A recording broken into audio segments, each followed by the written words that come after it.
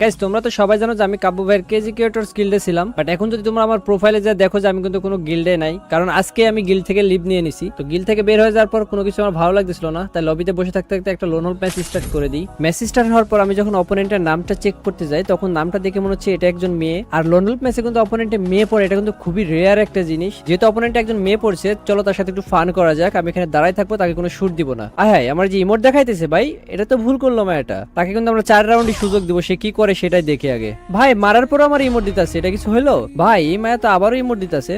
এই মায়া তো অ্যাটিটিউড অনেক বেশি। সুযোগ দিতেছি বলে তো ভাই ইমোট দেখাইতেছে, অ্যাটিটিউড মনে হয় আজকে ভেঙে দিব নি আমি। এই মায়ারে কিন্তু অনেক সুযোগ দিছি, 4 রাউন্ড ব্যাক টু ব্যাক আমার সামনে এসে ইমোট দিছে। সুযোগ দিছি বলে ইমোট দেখাইতেছে, তো অনেক সুযোগ দেওয়া হয়েছে। এবার আসল রূপটা একটু দেখাই। কই আপু তুমি? আরে বডি লাগলো। আয় সোনিয়া নিয়ে এসে কেমন লাগলো আপু? এবার তুমি দেখো আপু কেমন লাগে। ভাই আমার তো একটা বডি লাগাই দিছে। আরে দাঁড়া, এই যে হেড খাও কেমন আপু? এই রাউন্ডে আর একটা হেডশট দাঁড়াও।